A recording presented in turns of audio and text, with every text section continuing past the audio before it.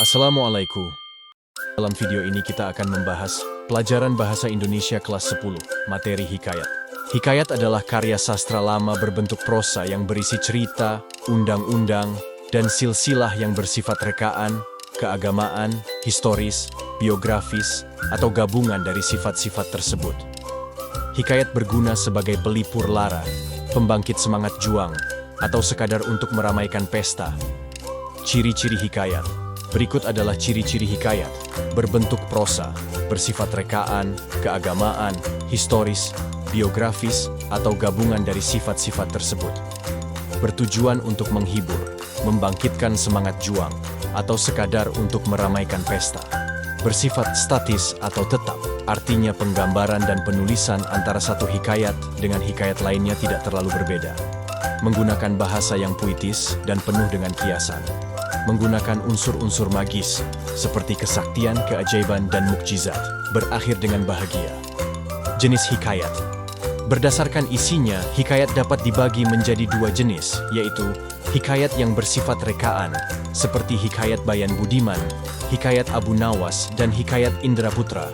Hikayat yang bersifat keagamaan, seperti hikayat Nabi Muhammad SAW, hikayat Nabi Musa, dan hikayat Nabi Sulaiman.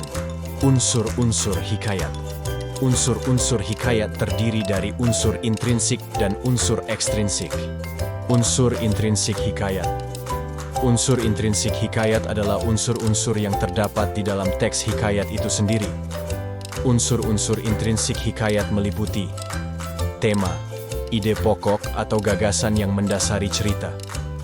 Tokoh, orang yang terlibat dalam cerita. Penokohan, cara pengarang menggambarkan tokoh-tokoh dalam cerita. Latar, tempat, waktu, dan suasana terjadinya cerita.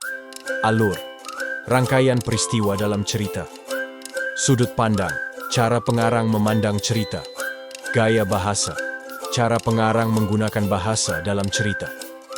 Unsur ekstrinsik hikayat. Unsur ekstrinsik hikayat adalah unsur-unsur yang berasal dari luar teks hikayat. Unsur-unsur ekstrinsik hikayat meliputi latar belakang budaya, keadaan sosial, budaya, dan ekonomi masyarakat pada masa penulisan hikayat. Latar belakang agama, pengaruh agama pada penulisan hikayat. Latar belakang sastra, pengaruh karya sastra lain pada penulisan hikayat. Contoh hikayat. Berikut adalah contoh hikayat. Hikayat Hang Tuah adalah hikayat yang mengisahkan tentang perjalanan hidup Hang Tuah, seorang pemuda Melayu yang menjadi pahlawan dan penasehat agung Kerajaan Malaka.